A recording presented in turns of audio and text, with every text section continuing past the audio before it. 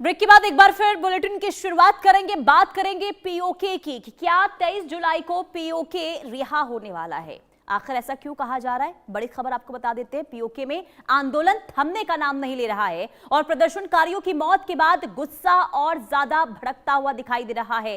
पाकिस्तान अधिकृत कश्मीर में हालात लगातार तनावपूर्ण होते हुए नजर आ रहे हैं और संयुक्त अवामी एक्शन कमेटी यानी कि JAAC ने साफ ये कर दिया है कि पाकिस्तान सरकार के साथ किसी भी तरह का अब समझौता नहीं हुआ है और आंदोलन पहले की तरह आगे भी जारी रहेगा। संगठन ने 23 जुलाई को बड़े शक्ति प्रदर्शन और पूर्ण बंद का आह्वान कर दिया है और प्रदर्शनकारियों का यह कहना है कि अब तक उनकी मांगे पूरी तरह नहीं होती हैं और गिरफ्तार नेताओं की रिहाई नहीं होती तब तक आंदोलन पीछे नहीं हटेगा।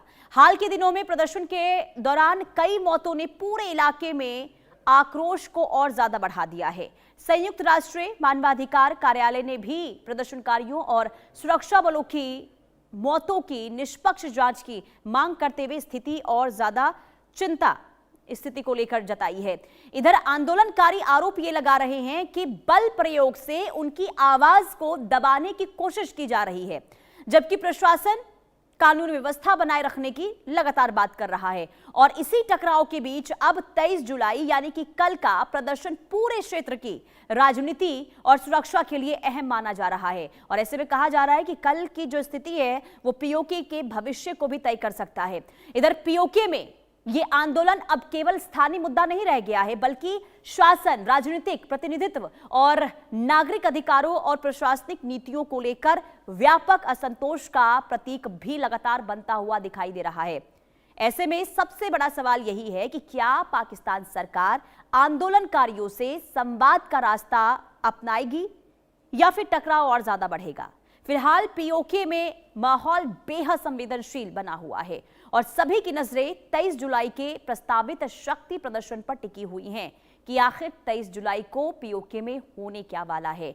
यानी कि 23 जुलाई की जो तारीख है वो बहुत कुछ तय करने वाली है कि आखिर पीओके में होने क्या वाला है। खबर क्या है विस्तार से आपको एक बार फिर ग्राफिक्स के जरिए बताते हैं। देखिए, पीओके में आंदोलन जारी है और पीछे हटने से अब जो प्रदर्शनकारी हैं उन्होंने साफ इनकार कर दिया है और इसी के साथ आपको ये बता दें कि लगातार वहां पर जो आंदोलन है वो बढ़ता हुआ दिखाई दे रहा है। JAAC ने समझौते की खबरों को सीधे तौर पर खारिज कर दिया क्योंकि पहले खबर सामने आई थी कि सरकार के साथ समझौता हो गया है, लेकिन JAAC के द्वारा इसे सिरे से खारिज कर दिया गया है। तो 23 जुलाई को बड़े शक्ति प्रदर्शन का आह्वान एक बार फिर से हुआ है और इस शक्ति प्रदर्शन में माना जा रहा है कि भारी संख्या में लोग जुटेंगे और जिनकी गिरफ्तारियां हुई है उनकी रिहाई की मांग अब लगातार तेज होती हुई नजर आ रही है। इसके अलावा पूरे पीओके में हाई अलर्ट जैसे हालात इस वक्त देखने को मिल रहे हैं, यानी कि कल की स्थिति बहुत कुछ तय कर देगी कि आखिर भविष्य में पीओके का हाल क्या होगा। हमारे साथ मेहमान जुड़ चुके हैं कर्नल TP त्यागी, डिफेंस एक्सपर्ट के तौर पर। बहुत स्वागत है सर आपका इंडिया न्यूज पर।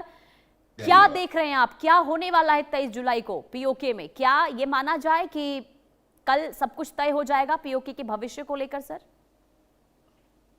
जी, ये तारीख पहले भी तय की गई थी। दरअसल में पहले 15 जुलाई तय की गई थी पुनीता जी। हाँ। और 15 जुलाई की तारीख को इसलिए पॉज दे दिया गया क्योंकि पाकिस्तानी सरकार ने जॉइंट अवामी एक्शन कमेटी के नेताओं को वार्तालाप में उलझा लिया और वार्तालाप में उलझाने की स्थिति यहाँ तक आई कि उन्होंने सोशल मीडिया के ऊपर ये कह दिया कि समझौता हो गया है। तब JAAC ने कहा कि कोई समझौता नहीं हुआ है, हालांकि हम मानते हैं कि बातचीत चल रही है, लेकिन समझौता तभी माना जाएगा जब JAAC की तरफ से कोई आधिकारिक सूचना दी जाएगी। एक सेकंड जी सर, एक सेकंड। यस, सूचना दी जाएगी। अब हुआ क्या है दरअसल में कि 15 जुलाई से लेके और आज तक के दौरान ऐसा नहीं है कि प्रोटेस्ट नहीं हुए हैं, प्रोटेस्ट जारी हुए हैं। सच तो ये है कि आज भी यानी कि 22 जुलाई को मुजफ्फराबाद में शौकत नवाज मीर, जिसको गिरफ्तार कर लिया गया था, उसकी रिहाई के लिए एक आंदोलन किया जा रहा है। किसी दूसरे संगठन के द्वारा, और जॉइंट अवामी एक्शन कमेटी ने उसको भी समर्थन दिया है। जो वहां के हाईवेज हैं उनके ऊपर इतने लोग इकट्ठे हो गए हैं, इतना अवरुद्ध हो गया है कि पाकिस्तान के पूर्व प्रधानमंत्री राजा परवेज अशरफ को वहां जाना पड़ा। और चूंकि 27 जुलाई में वहां पे असेंबली इलेक्शंस हैं, लिहाजा बिलावल भुट्टो भी वहां मौजूद है और फजल उर रहमान भी वहां मौजूद है। और वो ये कह रहे हैं बिलावल भुट्टो जी कि हाँ, जो वो 12 सीट वाला मुद्दा है, मैं जरा सा आपके दर्शकों के लिए बता दूं कि पाकिस्तान ऑक्युपाइड कश्मीर के अंदर जो असेंबली है उसमें 53 सीट है, उसमें से 12 सीट ऐसी हैं जो कश्मीर से आए हुए विस्थापित लोगों के लिए रखी गई हैं, जो रहते तो पीओके के बाहर है लेकिन नाम यहाँ का रहता है। तो ये कहा गया था कि इन 12 सीटों को खत्म किया जाए, लेकिन वहां के सुप्रीम कोर्ट ने ये कह दिया कि ये तभी हो सकता है जब कॉन्स्टिट्यूशनल अमेंडमेंट हो। कॉन्स्टिट्यूशनल अमेंडमेंट पे बिलावल भुट्टो ने ये कहा यहाँ आकर कि कॉन्स्टिट्यूशनल अमेंडमेंट के बारे में कंसीडर कर सकते हैं, लेकिन ये गन पॉइंट के ऊपर नहीं हो सकता। यानी अब 27 जुलाई का जो इलेक्शन होना है, एक तो उसकी गहमागामी, और फिर जेएएसी का ये अनाउंस कर देना कि 23 जुलाई को उन्होंने कहा है कि मीरपुर से, रावलकोट से, मुजफ्फराबाद से, पुंछ डिवीजन से लोग आए, भारी संख्या में आए, जो आना शुरू भी हो गए हैं, आए, और हम उस रोज कुछ बहुत स्पेशल घोषणा करने वाले हैं।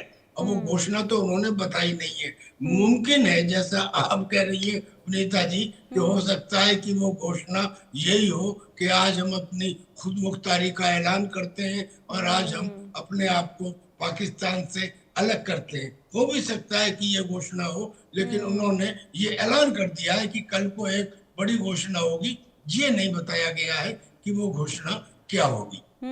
और सर सोचिए, ये तो पाकिस्तान सरकार की, पाकिस्तान सेना की तो ये बहुत बड़ी विफलता है ना, कि आप गलत नैरेटिव आप सोशल मीडिया के जरिए फैलाने की कोशिश कर रहे हैं कि समझौता हो गया। जैसे साफ तौर पर देखिए, जेएसीसी के द्वारा माफी चाहूंगी, जेएएसी के द्वारा जो है ये कह दिया गया कि समझौता कोई हुआ ही नहीं है, और दूसरी तरफ लोगों को वहां पर जिस तरीके से उनके साथ अत्याचार बरता जा रहा है, तो ये आप अलग अलग तरीके से क्या बर्बरता बरत रहे हैं? आप ये गलत नैरेटिव क्यों बनाने की कोशिश कर रहे हैं कि सरकार जो है बातचीत भी कर रही है, समझौते भी हो गए हैं? ये तो बहुत बड़ी विफलता सरकार की है कि अगर आपकी आवाम इस तरीके से आपके खिलाफ सड़कों पर उतरकर आंदोलन कर रही है और सरकार वहां हाथ पर हाथ धरी बैठी हुई है और गलत इंफॉर्मेशन फैलाए जा रहे हैं। बिल्कुल ठीक कह रही है पुनीता जी आप। दरअसल में 45 दिन हो चुके हैं, 5 जून से ये प्रोटेस्ट शुरू हुए थे। बीच में पाकिस्तान की फौज ने, जो जिसको जाना जाता है कट्टरपंथी के लिए, अपने ही लोगों पे जुल्म करने के लिए, वो जिस तरह के जुल्म बलोचों पर कर रहे हैं या जो पश्तून है खैबर पख्तूनख्वा में उन पर कर रहे हैं, वैसे ही जुल्म वो पाकिस्तान ऑक्युपाइड कश्मीर में भी करते हैं। अब पाकिस्तान ऑक्युपाइड कश्मीर में प्रॉब्लम तो पहले से थी। जैसे झेलम और नीलम में जो हाइड्रो इलेक्ट्रिक प्रोजेक्ट बनाए गए, वहां के लोगों का ये कहना है पीओके के कि जमीन हमारी, मेहनत हमने की, और जो बिजली बनी वो सस्ती दरों पे जा रही है, या तो पंजाब प्रोविंस को या जिंजियांग को, हमको मिली नहीं।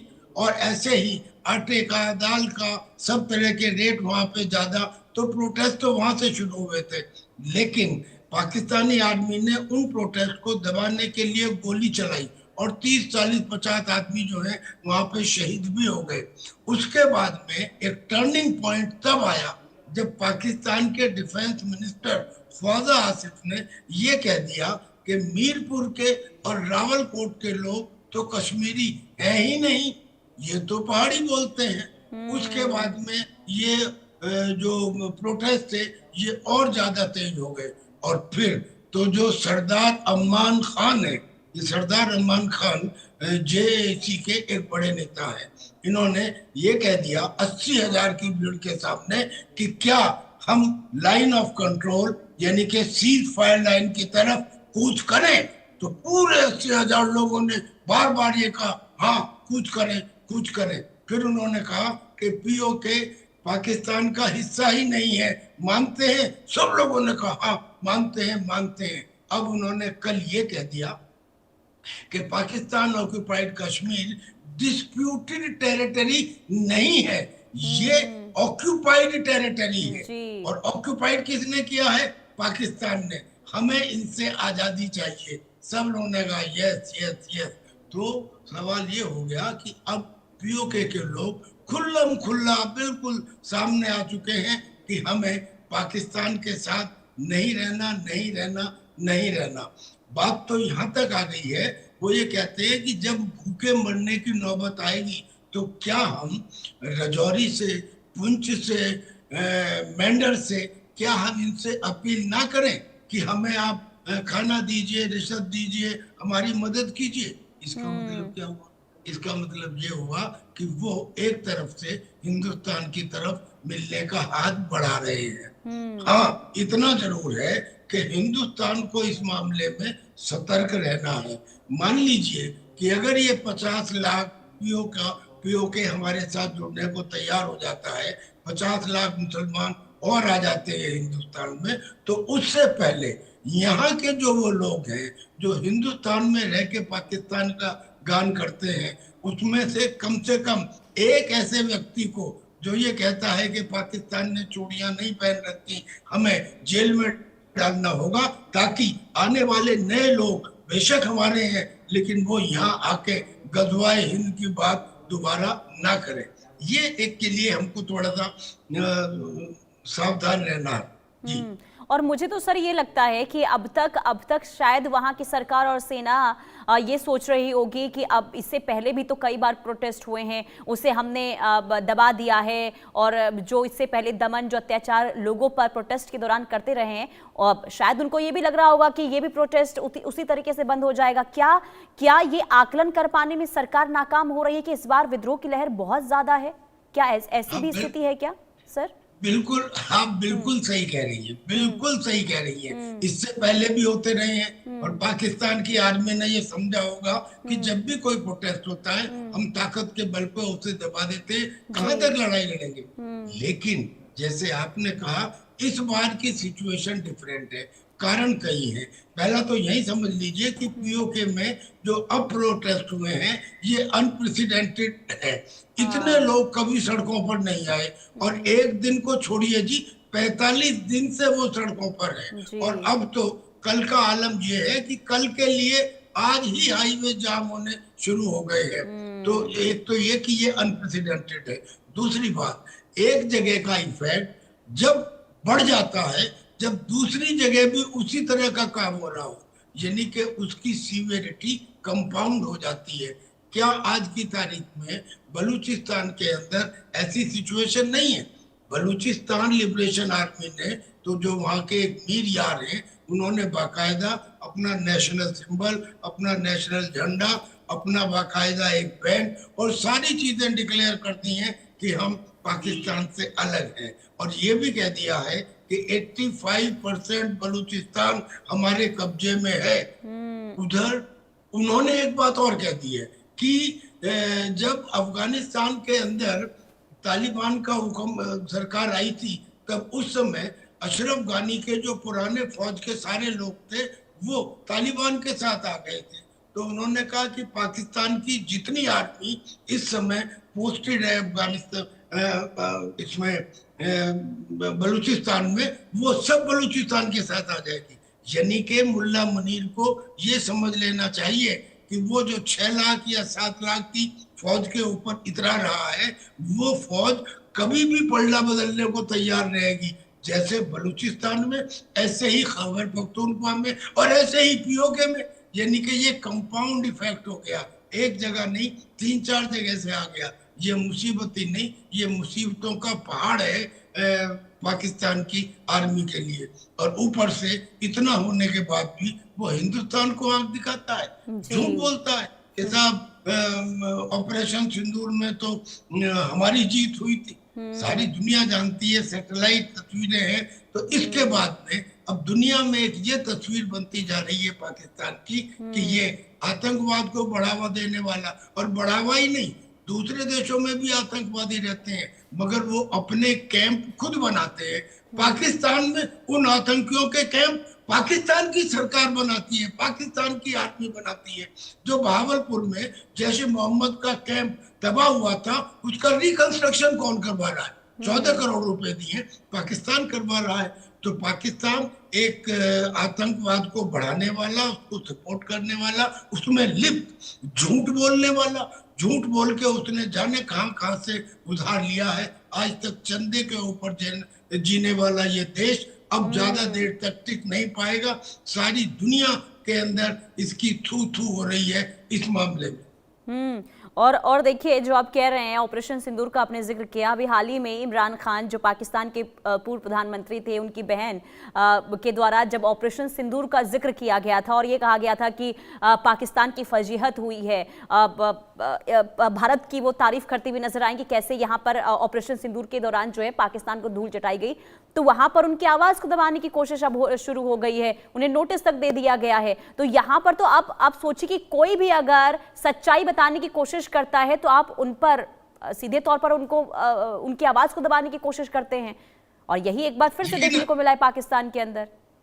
यकीनन पुनीता जी, खाली जो इमरान खान की बहन है उन्होंने तो ये चीजें कही और उसको उन्होंने रब कर दिया, एक तरफ कर दिया, लेकिन क्या खैबर पख्तूनख्वा के चीफ मिनिस्टर वो भी तो आए थे इमरान खान के से मिलने के लिए? उन्होंने भी तो बाकायदा एक वहां पे धरना दिया था। तो जब वो अपने ही एक प्रोविंस के चीफ मिनिस्टर को नहीं मान रहे हैं तो क्या हम इसे डेमोक्रेसी कहेंगे, क्या लोकतंत्र कहेंगे? ये तो हम जानते थे पहले से कि पाकिस्तान के अंदर मुल्लों का राज नहीं है, पाकिस्तान के अंदर आर्मी का राज है। और आर्मी का राज इस कदर है कि आप अपने ही एक चुने हुए चीफ मिनिस्टर को मिलने की इजाजत ना दें अपनी पार्टी के चीफ से। तो ऐसे में ये समझा जा सकता है कि पाकिस्तान की आर्मी पूरी तरह से बेलगाम हो गई है, लेकिन अब पूरी तरह से एक्सपोज भी हो गई है। और एक्सपोज होने में जिसे कहते हैं कि टायर के अंदर आखिरी कील जो है वो पीओके में लगने वाली है। शायद कल को ऐसा कोई बड़ा ऐलान होने वाला है। अब निगाहें सर कल की तस्वीर पर ही टिकी हुई है कि कल पीओके में होने वाला क्या है, इस पर लगातार नजर रहेगी। फिलहाल जुड़ने के लिए बहुत शुक्रिया, महत्वपूर्ण जानकारी देने के लिए भी आपका बहुत शुक्रिया। चलिए आगे बढ़ते हैं, अब रुख करेंगे बिहार का। बिहार